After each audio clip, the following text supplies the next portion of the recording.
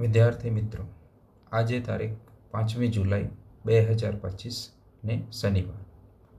આજના દિવ્ય ભાસ્કરમાં પ્રસિદ્ધ થયેલ ડેઇલી કરંટ અફેર્સ આ મુજબ છે.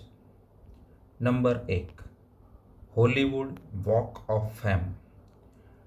દીપિકા પાદુકોણને 2026ના હોલીવુડ વોક ઓફ ફેમ સન્માન માટે પસંદ કરવામાં આવી છે. તે આ સન્માન મેળવનાર પ્રથમ ભારતીય મહિલા બની છે. તેમને મોશન પિક્ચર્સ કેટેગરીમાં આ સ્થાન આપવામાં આવ્યું છે. નંબર 2, પ્રથમ QR આધારિત એડ્રેસ સિસ્ટમ. ઇન્દોરે સ્માર્ટ સિટીઝ મિશન હેઠળ ભારતની પ્રથમ QR આધારિત ડિજિટલ એડ્રેસ સિસ્ટમ શરૂ કરી છે. તેમાં GPS સાથે જોડાયેલ QR કોડ સાથે મેટલ પ્લેટ હશે. નંબર 3, રશિયાએ તાલિબાનને માન્યતા આપી. રશિયાએ અફઘાનિસ્તાનમાં તાલિબાન સરકારને માન્યતા આપી છે. તે આવું કરનાર પ્રથમ દેશ છે. તાલિબાને 2021માં અફઘાનિસ્તાનમાં સત્તા સંભાળી હતી.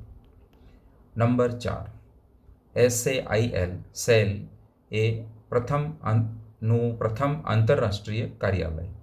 Steel authority of India limited SAIL એ દુબઈ UAEમાં તેનું પ્રથમ આંતરરાષ્ટ્રીય પ્રતિનિધિ કાર્યાલય શરૂ કર્યું છે. તે ભારતના અગ્રણી સ્ટીલ ઉત્પાદકોમાંનું એક છે. નંબર 5, એરફોર્સ હેડક્વાર્ટરના AOA એર માર્શલ S. શિવકુમારને એરફોર્સ હેડક્વાર્ટર્સ દિલ્હી ખાતે એર ઓફિસર ઇન્ચાર્જ એડમિનિસ્ટ્રેશન તરીકે નિયુક્ત કરવામાં આવ્યા છે.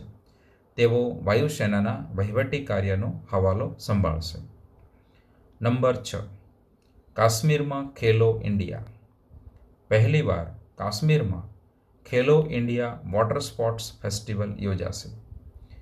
21થી 23 ઓગસ્ટ દરમિયાન દાલ લેકમાં kayaking, canoeing, rowing, water skiing, shikara race, dragon boat જેવી રમતો યોજાશે. નંબર 7, IFFM ખાતે આમિર ખાન.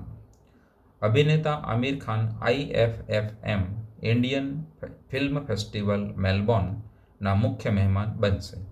16મી આવૃત્તિમાં તેમના સિનેમેટિક યોગદાન પર એક ખાસ કાર્યક્રમ યોજાશે. નંબર 8, ગુજરાતમાં 1 કરોડ રોકાણકારો.